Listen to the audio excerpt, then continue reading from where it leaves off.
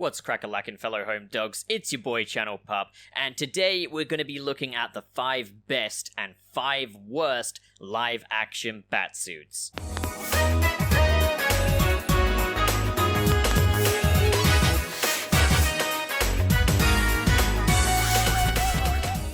Now do keep in mind, this is my opinion, this is not a list made to validate your own opinion, so if this makes you angry, get over yourself. Unsubscribe, quite frankly.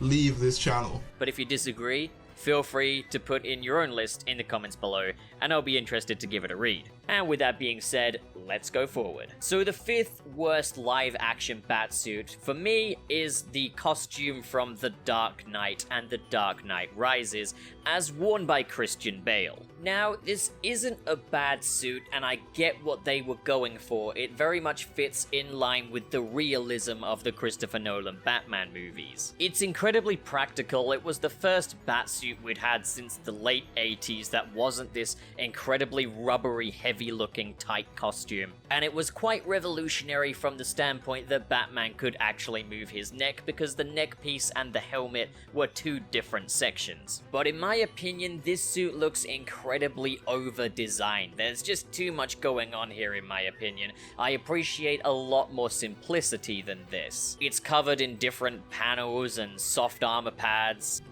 For me, it just isn't dramatic looking enough for Batman. It hasn't got that big thick cape, it's this little clothy one. And I have to say, I really don't like the shape of the headpieces in the Christopher Nolan films. They just look very bulgy, and I don't like the way the ears taper in at the back and they're very thick. It does the job and it works fine, but I'm just not a fan of this suit. And I'm sure that must have taken some folks by surprise. Don't let that lead you to believe that I've got some kind of hate boner for the Christopher Nolan Batman movies. The design work in this one is not my preference. That's just how I feel. So, for the 5th best live-action Batsuit, we have Ben Affleck's Mech suit from Batman v Superman: Dawn of Justice. Now, this is a Batsuit that looks like it packs a punch. It's an armor, but it looks tough and metallic. You guys know that I am a huge sucker for the aesthetic of Zack Snyder superhero films because they always directly reference something from the comics in a very faithful way, and this is no exception, as it looks almost identical to Batman's mech suit from The Dark Knight Returns. It looks tough, it looks properly armored, it looks heavy, and it looks like it would take a very strong Batman just to carry this armor alone, and if you get hit by this, you're gonna feel it. For the 4th worst Batman live-action suit, we have the Panther suit from Batman Forever. Now, I get what Joel Schumacher was going for with the design work in these movies. In those movies, Joel Schumacher kind of viewed Batman and Robin through a godlike lens, so they needed to look like ancient Greek statues. And, he wanted to celebrate the kind of beauty of the masculine form. Which is why, for me, the nipples are not the problem with the Joel Schumacher Batsuits. Because the nipples really just fall in line with the rest of these glorified, oiled-up rubber muscles, which again are there to really emphasize the male form on Val Kilmer. But that's the thing, I just think the nipples are just a part of that over-the-top extreme anatomy that came with these suits, and it doesn't do it for me. I don't think Batman should look like an ancient Greek statue.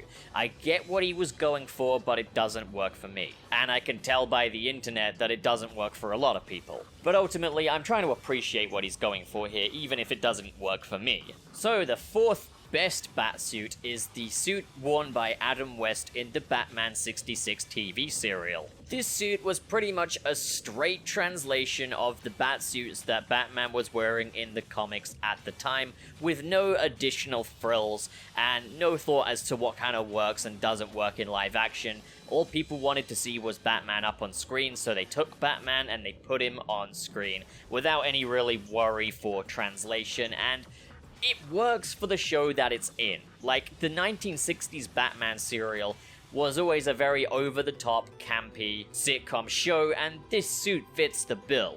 But as well as that, it's basically just a straight rip of, the John Buscema era Batman artwork. And I really appreciate that and that whole no-frills approach to this costume. It looks cool still.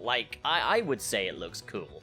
It's the only Batsuit we have that's in that iconic Silver Age blue and grey colour scheme as well, and I appreciate it for that too. This is a suit that is very much of its time, but I really love it. So for the third worst Batsuit, we have the suit as worn by George Clooney in Batman and Robin for the majority of the film. On one hand, I quite like the presence of the blue-black color scheme, but it definitely doesn't work for the whole costume. If the main body part of this were grey, and then the gloves and the cowl and the cape were the blue-black color, oh, they would be onto something.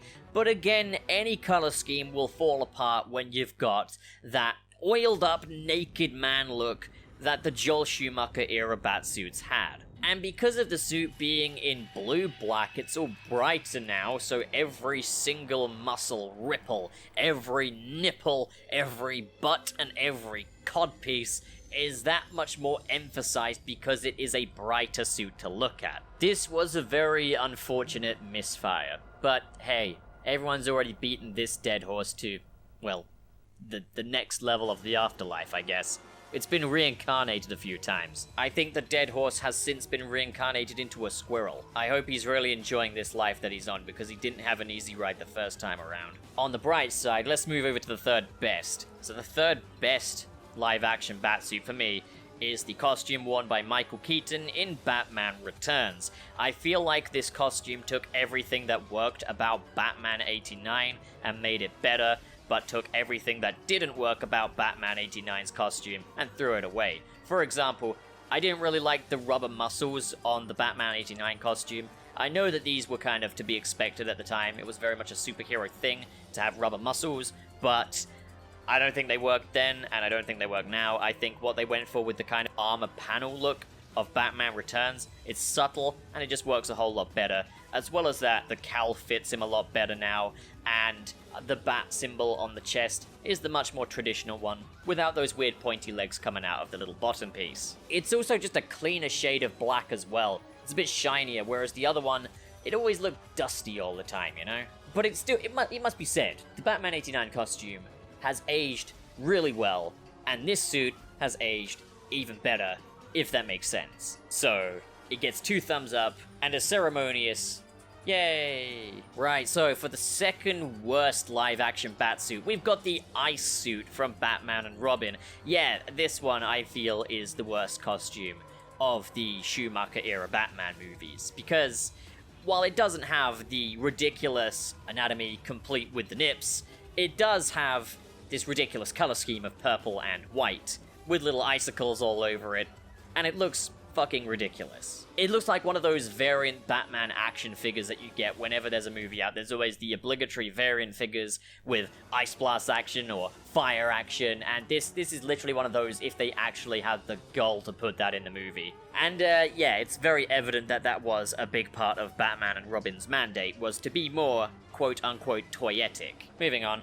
The second best live-action Batsuit is the main Batsuit as worn by Ben Affleck in Batman v Superman Dawn of Justice, Suicide Squad, and Justice League. Now, this suit did see a few tweaks over the years, going from Batman v Superman to Justice League, but ultimately they are so minuscule that I'm just going to lump these in the same category. So, it's the classic Batsuit. This is Frank Miller's Batman with a little splash of Jim Lee in there. On one hand, I am so grateful that this suit broke the multi-decade streak of Batsuits being all in black and gave us the first grey and black Batsuit ever. Yes, bozo, because the Adam West suit was blue and grey. So, you know, keep your fingers off the keyboard. Stop.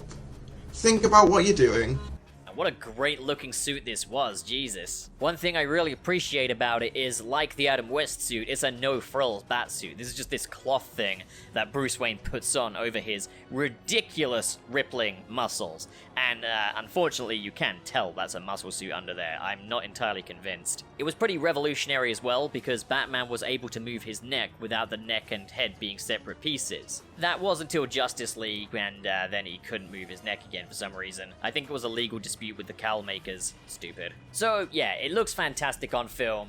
It looks like an iconic, definitive Batsuit. My only issue is really, yeah, the muscle suit's a little bit obvious, so it kind of ends up looking a little bit on the phony side. And as well as that, when Batman does move his neck, it kind of looks a bit fat, you know? He's got kind of a fatty neck kind of a thing going on. But there's not really many ways to remedy that. Alright, so before we get to the top picks for the number one worst and the number one best Batsuit in live action, we'll go through a few quick honorable mentions. The Batman 89 suit is an honorable mention for the best category, because it still looks good to this day. It's just very much the lesser version of that Batman Return suit, and I'm not a fan of the rubber muscles. The Sonar suit, I don't even know where the fuck I put that, to be honest. It's just, it exists. It's too grey, it's too silver, like, it's all silver, the whole thing is silver. It's very shiny, it looks very dated, but I kind of like some of the details on it. It was the first Batsuit to not have the bat in the oval, apart from a test suit as worn by Adam West, but that's a test suit, we don't count that shit. Gotham's V1 Batsuit just look like it's not a Batsuit. It's obviously not the Batman. Like, you know, it's a dude in a leather jacket with a little pantomime mask on, and it's pretty fruity looking. Yeah. So the first worst Batsuit in the live action catalog of Batsuits is the Gotham Batsuit. Now, I've talked about this a lot already, so I don't think I need to go into much detail here. It doesn't really do anything outright wrong, it's just everything it did do looks like shit. The execution is just terrible across the board. There is armor, but there's not enough of it. The cowl is, sure, it's a Batman cowl, but it looks like it's made of paper mache. It is grey and blue, but, like, at what cost? So overall, it just doesn't work. The execution of this thing is just entirely wrong. And in first place, I am well and truly on the bandwagon for this one, is the Batsuit as worn by Robert Pattinson in The Batman 2021. Now this is how you get the perfect blend of comic accuracy and real-life practicality. Take note, Nolan Batsuit. So one thing I really like about this is it's pretty fascinating to look at. At first glance, it's immediately recognizable as the classic comic book Batman. He's in the grey and black suit. Once again, thank you so much. I'm very grateful. But now every little bit of this costume looks like it serves a bit of a purpose. It's a practical battlesuit armor kind of a deal, but it looks like something that's very much been put together, and it has that same kind of appeal as the homemade suit in Spider-Man Homecoming, where it's like, hey, that looks like something I could put together, you know? Looks exciting from that standpoint. Looks like you kind of reach out and touch it, and it could be yours. Another thing I really love about this is that the cowl looks human.